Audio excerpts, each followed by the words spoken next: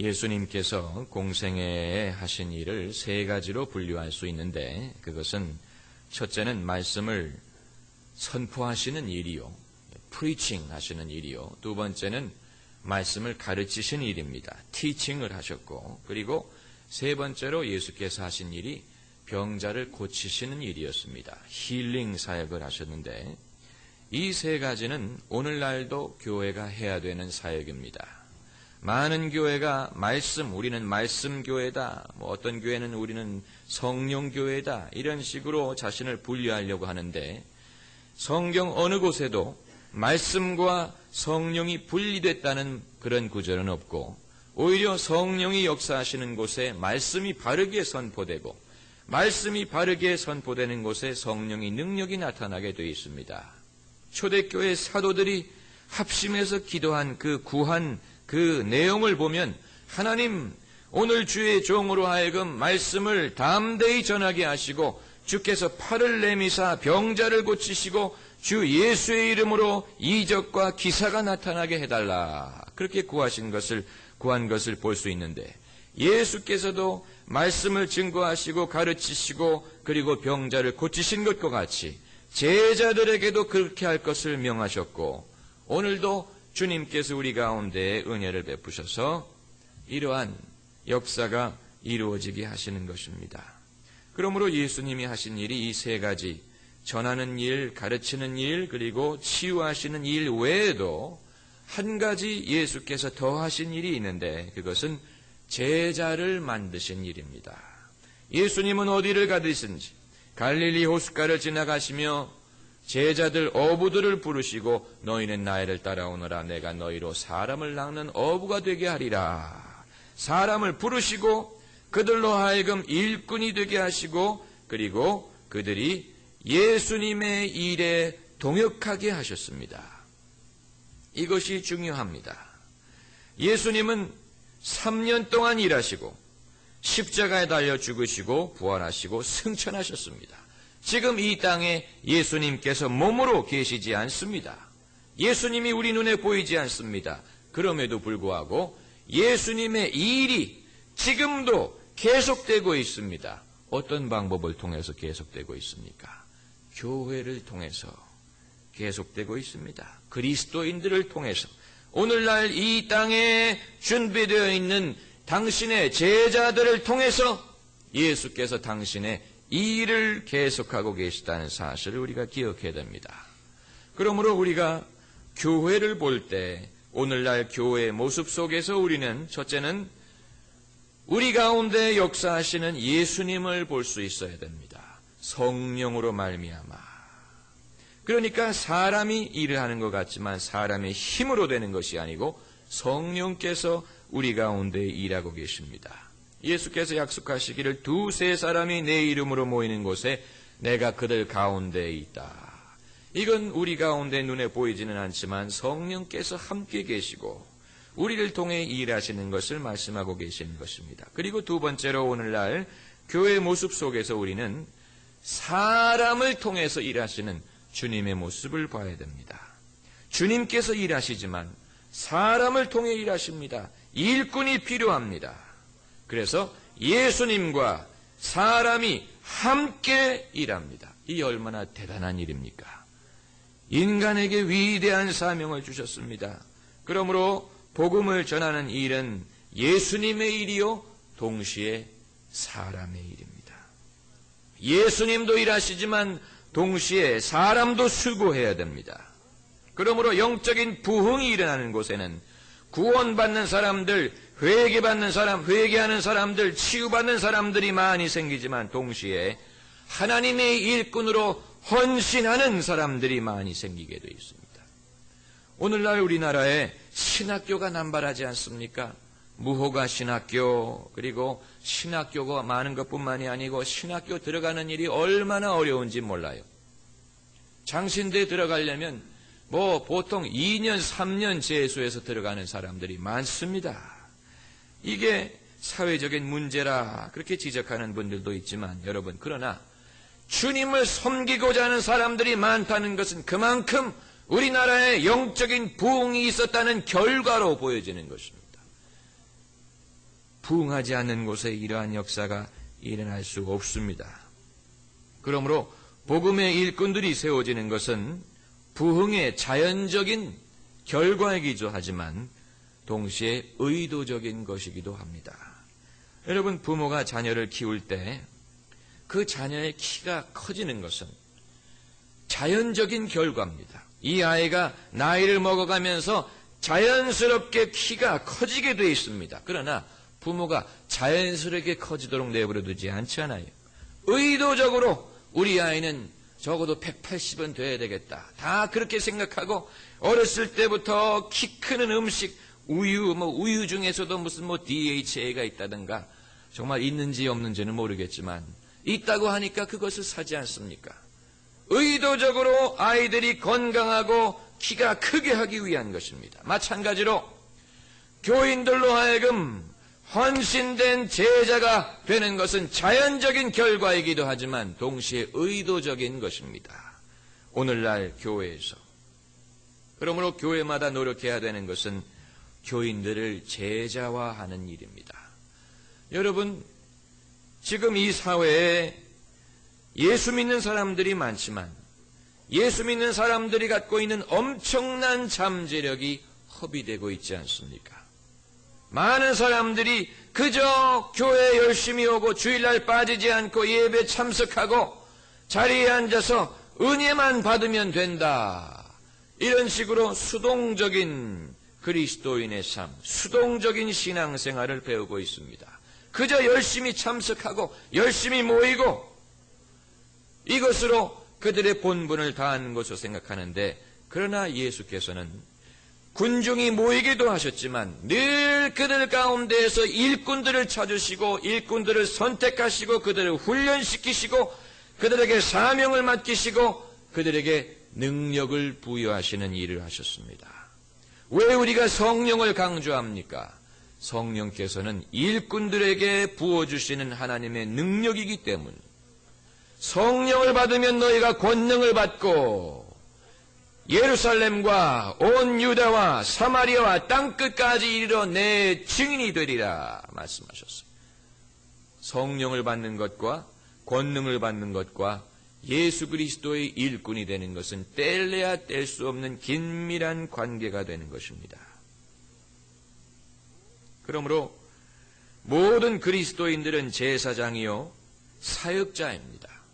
왜 은사를 나눠주셨습니까? 쓰게 하기 위한 것입니다. 모든 성도들에게 은사를 나눠주셨습니다. 교회가 해야 될 일, 목회자가 해야 될 일은 그러므로 첫째는 깨우쳐 주어야 됩니다. 깨닫게 해야 됩니다. 인식해야 됩니다. 적극적으로, 의도적으로. 내가 그리스도인으로 부름받은 이유는 왜 내가 세상의 즐거움을 버려야 되느냐? 왜 내가 거룩하게 살아야 되느냐? 구별되게 살아야 되느냐? 기도해야 되느냐? 왜 내가 은혜를 사모해야 되느냐? 배워야 되느냐? 성령을 받아야 되느냐? 여기에는 다 목적이 있습니다. 그저 그 자체의 경험을 위한 것이 아니고 우리에게 사명이 있고 운명이 있고 하나님이 우리에게 맡기시는 일이 있기 때문입니다. 그리고 깨우치는 것만으로는 부족하고 둘째로 훈련시켜야 돼요.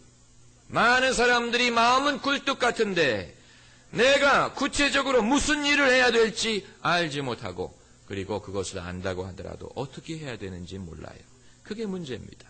그러므로 교회가 성도들을 적극적으로 훈련시켜야 됩니다. 어떻게 전도하느냐, 어떻게 섬기느냐, 어떻게 우리의 상황 속에서 하나님의 뜻을 발견하느냐, 어떻게 기도하느냐, 하나님의 음성 듣는 법, 찬양하는 법, 병자를 위해서 기도하는 법, 화목한 부부관계를 유지하는 법, 자녀들을 신앙 안에서 키우는 법, 돈 관리를 바로 하는 법, 이런 거 다 배워야 됩니다. 평소 실력으로 할 수 있는 것이 아닙니다.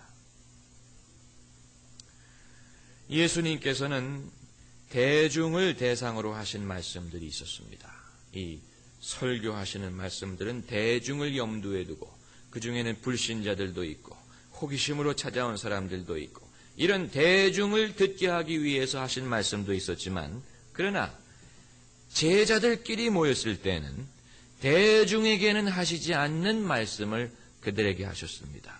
왜냐하면 그들은 예수님의 팀 멤버이기 때문에 소위 인사이더입니다. 인사이더. 예수님의 동역자들이기 때문에 팀 멤버들끼리만 모였을 때는 예수께서 당신의 속마음을 털어놓으셨고 당신의 생각을 말씀하시고 계획과 뜻을 그들에게 말씀하셨습니다.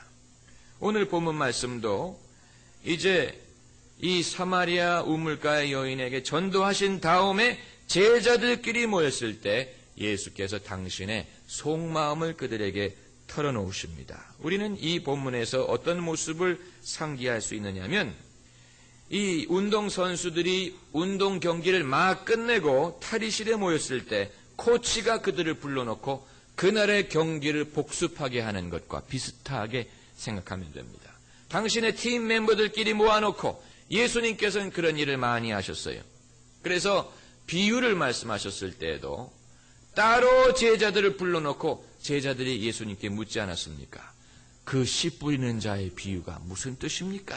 그랬을 때 예수께서 제자들에게만 그 비밀을 말씀하시기도 하셨고 한 번은 귀신 들린 아들을 아버지가 데리고 왔는데 제자들이 아무리 그 귀신을 내쫓으려고 해서도 나가질 않았어요. 나중에 예수님이 오셔서 그 귀신을 쫓아낸 다음에 제자들과 예수님이 모였을 때 제자들이 묻지 않습니까? 우리는 어찌하여 그 귀신을 내쫓지 못하였나이까? 코치가 선수들 불러놓고 지금 너희들 오늘 왜 그 귀신 못 내쫓냐?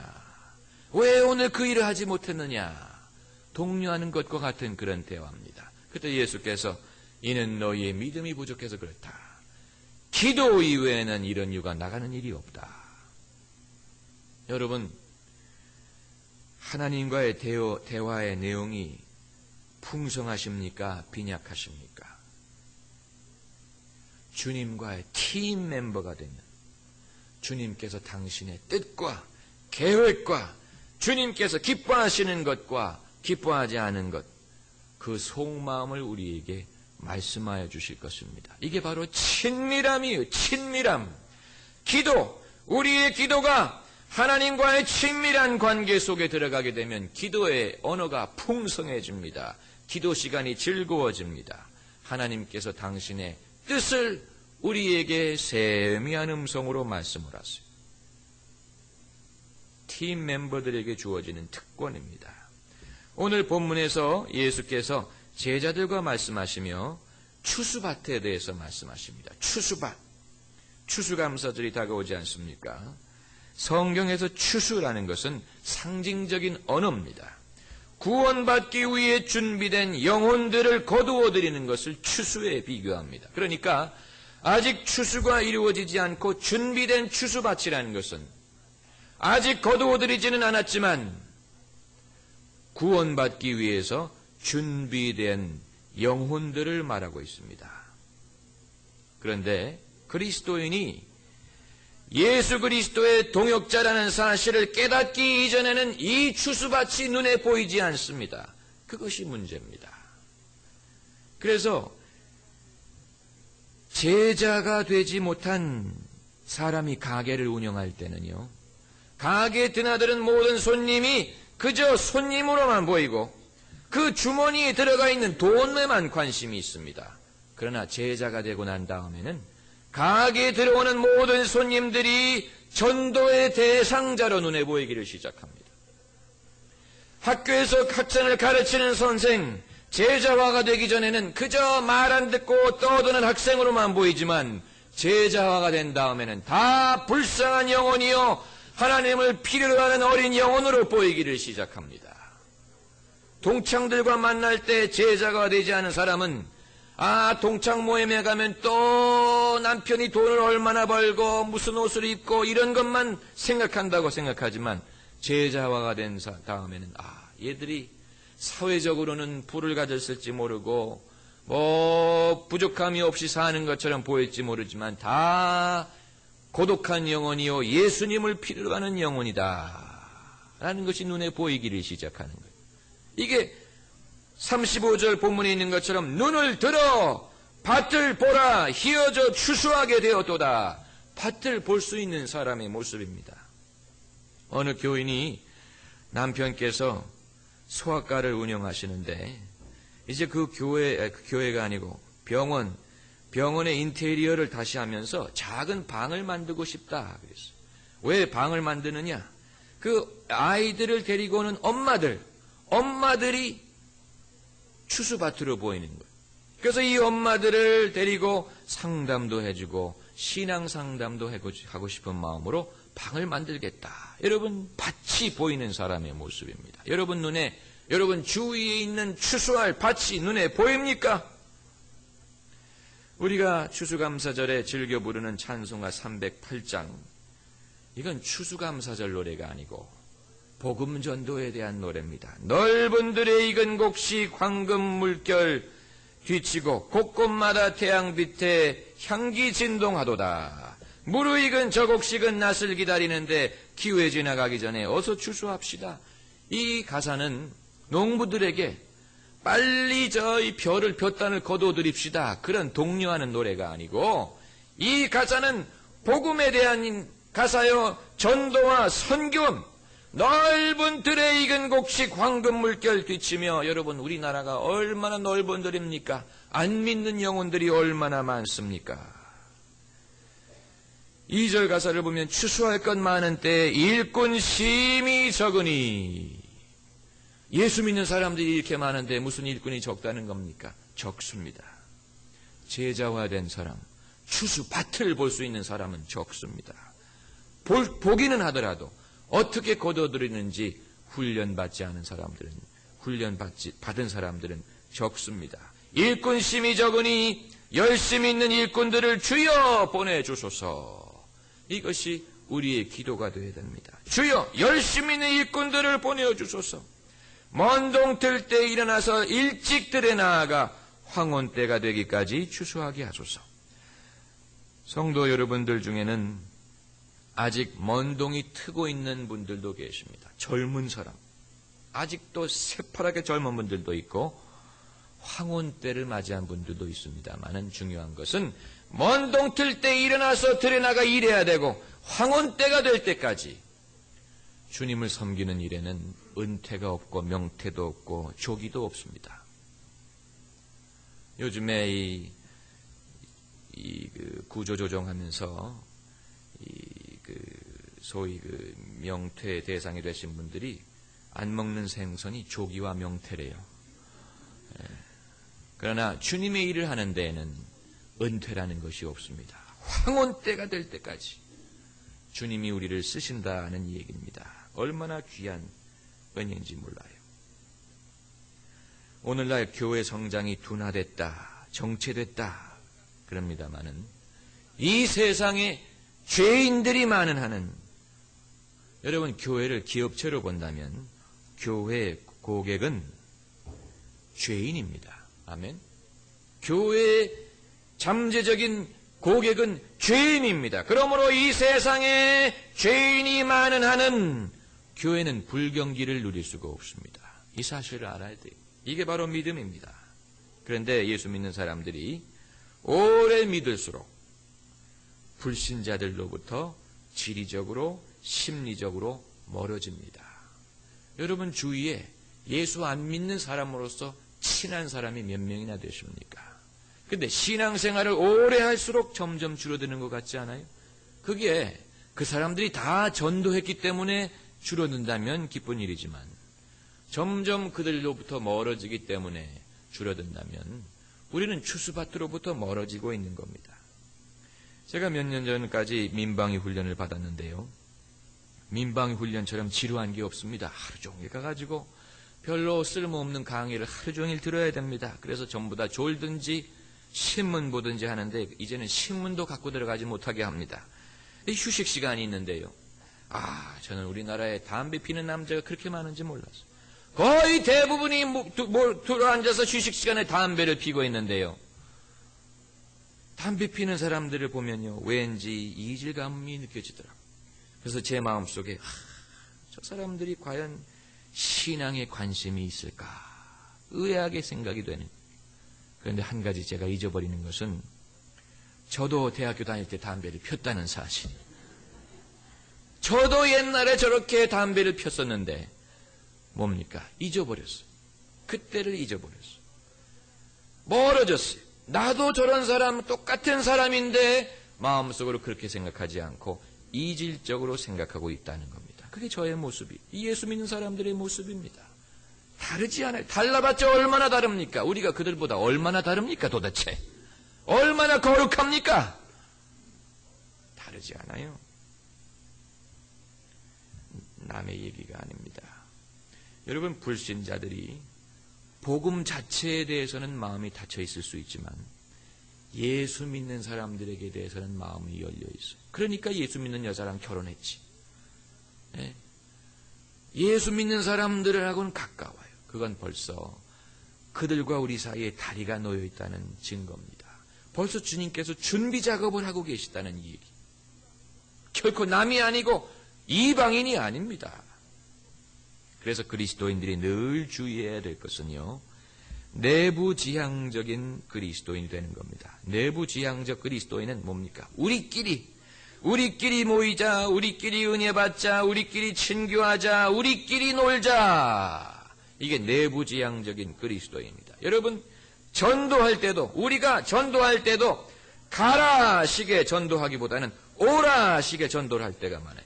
오라고, 우리 교회 오라고, 우리 모임에 오라고, 여기 오라고. 근데 예수님은 뭐라고 말씀하셨냐면 가라 그랬어요. 너희는 가서 모든 족속으로 제자를 삼고 아버지와 아들과 성령의 이름으로 세례를 주고 내가 너희에게 분부한 모든 것을 가르쳐 지키게 하라. 고! 왜 가야 됩니까? 그들이 올 수 없기 때문에. 오늘 본문 38절에도 내가 너희를 보내었다 그러지 않습니까? 여러분, 우리가 오라 중심의 전도를 하면 전도가 굉장히 제한됩니다. 여러분, 그 사실 아세요?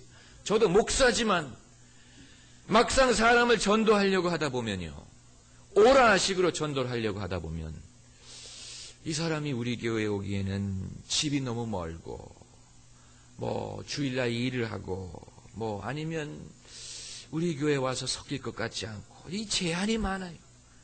오라식의 전도는 제한이 많아요. 그렇기 때문에 가야 됩니다. 교회에 나올 준비는 되지 않았어도 집에 초청할 수는 있습니다. 직장에서 모일 수는 있습니다. 학교에서 모일 수 있습니다. 그래서 앞으로 저희 교회에서도 이 전도를 교회 중심으로 하기보다는 집을 중심으로, 모임을 중심으로 전도를 하려고 합니다. 오늘 본문에서 예수님의 믿음을 엿볼 수 있습니다.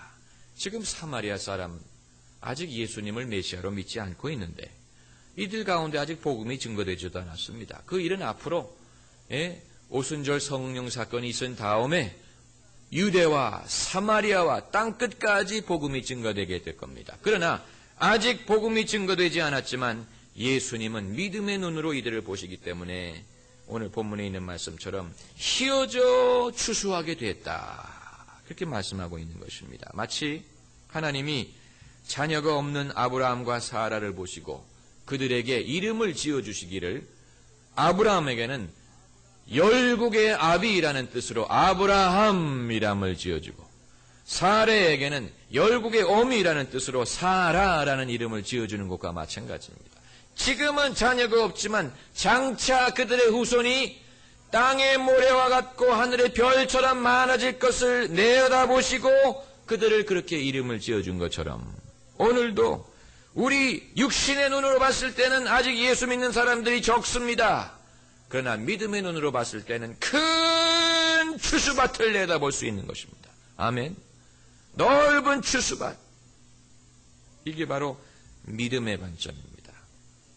풀로신학교에서 교회 성장학을 오랫동안 가르쳤던 피터 와그너 교수님이 우리나라에 왔을 때 예언하기를 2020년이 되면 세계 선교의 중심지가 중국과 브라질이 될 것이다 그랬어요. 중국과 브라질.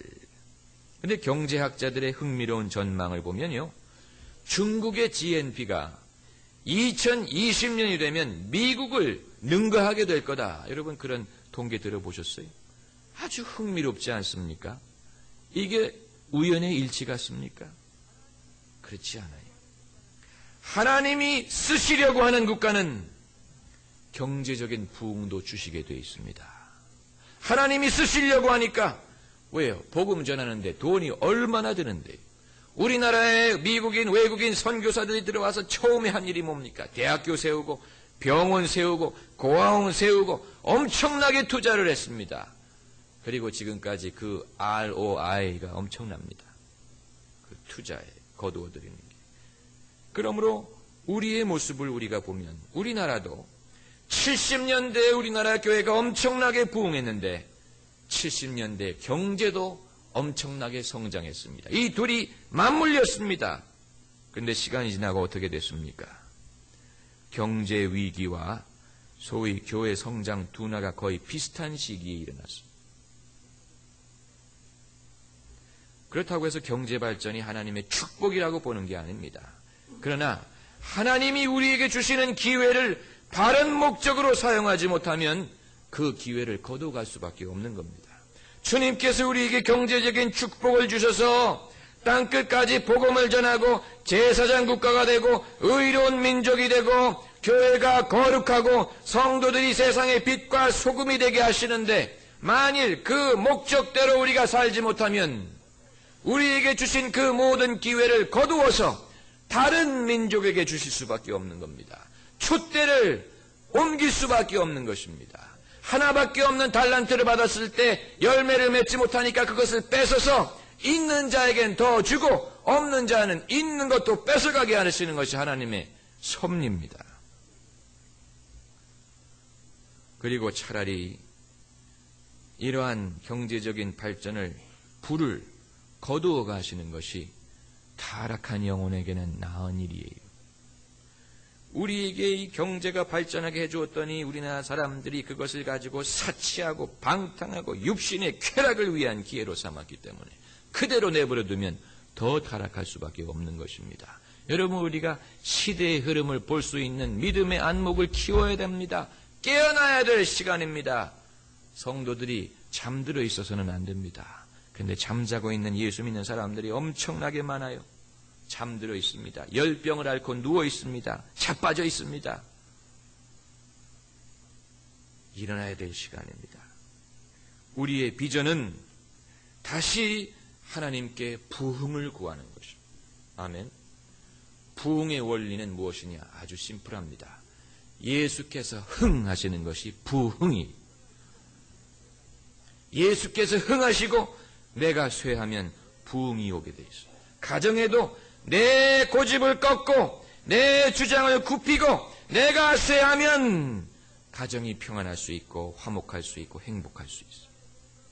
교회도 인간의 생각을 접고 인간의 편견과 전통과 인간의 고집을 꺾고 예수님의 뜻이 무엇인가를 구하고 예수님이 교회의 머리 되시도록 하면 그 교회는 부흥할 수 있습니다. 아주 심플한 겁니다. 그러나 우리가 그것을 하지 못합니다. 그렇기 때문에 늘 침체되어 있어요. 가정의 문제가 해결될 수 없는 게 아닌데 늘 내가 팔딱팔딱 뛰고 있기 때문에 문제가 해결되지 못한. 우리의 비전은 하나님께 다시 부흥을 구하는 일인데 부흥을 얻기 위해서 성도들에게 이 비전을 심어줘야 되고요. 성도들이 할 수 있는 일, 우리에게 주어지는 기회, 하나님의 뜻을 깨닫게 하는 것이고요. 둘째는 성도들로 하여금 이제 제자로 사람을 낚는 업으로 훈련받게 해야 됩니다. 성도들, 어린이로부터 노년에 이르기까지 다 사람 낚는 어부가 될 수 있어요. 제가 최근에 싱가포르에서 오신 이 FCBC 교회라는 교회 목사님께서 우리나라에서 컨퍼런스를 해서 그 집회에서 통역을 맡게 됐는데 이분이 그 교회의 성도들을 훈련시키면서 어린이들에게도 기도하는 법을 가르치는 것뿐만이 아니고 어린이들에게도 병자를 고치고 귀신을 내쫓는 훈련을 시킨다 그랬어요. 귀가 번쩍 뜨이더라고요. 왜냐하면 제가 이 교회를 개척하면서 가졌던 비전 중에 하나가 우리의 어린이들도 은혜를 받고 이들이 병자를 위해서 기도하면 아빠를 위해서 기도하면 아빠의 병이 낫고 귀신이 떠나가고 하나님을 알고 다니엘처럼 신령한 지혜가 있고 요셉처럼 꿈을 해석할 수 있는 그러한 지혜와 능력이 있는 어린이들로 키우기 위한 것이었는데, 여러분, 이것이 오늘날 우리에게 필요합니다. 미국의 칼턴 피어슨이라는 흑인 목사님이 계신데, 이분 아버님도 목사님이었어요. 이분이 설교하면서 이런 얘기를 하시더라고. 어렸을 때, 어린아이였을 때 친구들하고 놀다가 그 친구 어머니가 콜록콜록거리면서 이 병이 들어있는 것을 보고 그 친구 엄마한테 제가 아줌마 위해서 기도해 드릴게요. 그래서 그 머리에다가 이 아이가 이 친구 엄마의 머리에다가 손을 얹고 예수 이름으로 이 병이 떠나가라. 그랬더니 즉시 기침을 멈추더래. 그리고는 고맙다 그러면서 과자를 내다 주더래. 그래서 그때부터 재미가 들어서 지금까지도 병자를 위해서 기도한다. 여러분이 재밌는 얘기 같지만 오늘날 우리가 이 성도들의 영적인 잠재력을 너무 무시하는 경향이 있습니다. 나 같은 사람이 무슨 나는 그저 평신도인데 평신도. 성경에 평신도라는 단어가 있는 걸 한번 찾아오시면 제가 여러분의 점심을 사드리겠습니다. 성경에는 평신도라는 단어가 없어요. 하나님은 성도를 성직자와 평신도로 구분한 적이 없습니다. 그런데 우리는 구분을 해놓고 주님의 일을 하는 건 오로지 성직자들이 하고 평신도들은 그저 와서 은혜만 받으면 된다. 이런 식으로 인식을 해왔어요.